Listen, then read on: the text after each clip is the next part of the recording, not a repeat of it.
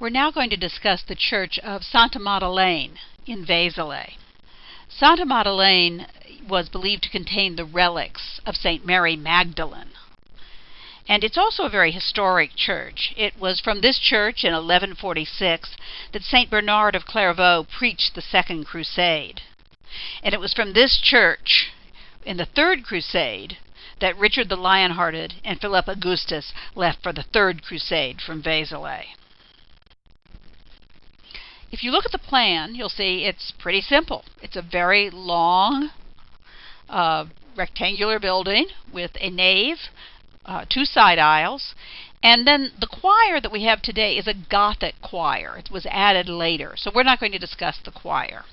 But let's go inside. We're looking right now at the side aisles, and of course they're much lower than the nave, and they are groin vaults with transverse arches in between each bay.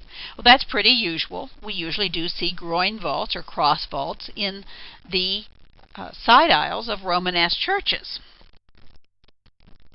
What is unusual is the nave vaults are also groin vaulted. And it seems that the Romanesque builders were trying to experiment with different types of vaulting techniques. And so you do find a variety of ways to vault a church during the Romanesque era in different locations.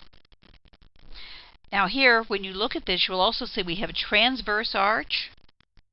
And the transverse arch is what they call checkered. It's actually striped, where you're alternating colored blocks. And of course, we've seen that before, going back to the Carolingian period, even in the Mosque of Cordoba. So it is a popular way to decorate a church.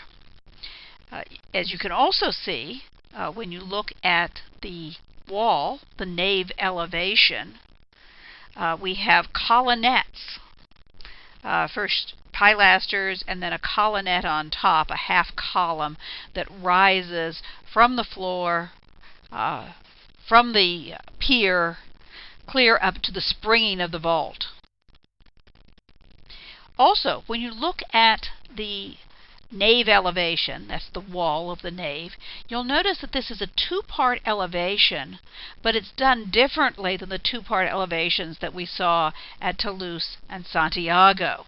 At those churches, you had a arcade on the lowest level, and then a gallery and no clerestory.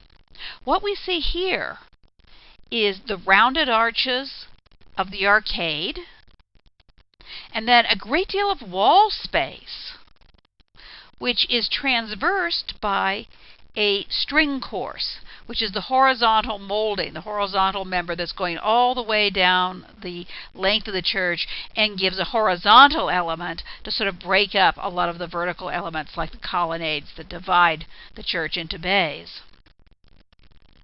But there we have all that wall space, and then right up at the top we see a window. And of course this is the clerestory level. Now one of the things you notice, of course, is that there is a lot of wall. And the idea is that, and we often say that the Romanesque buildings, Romanesque architecture is an architecture of walls.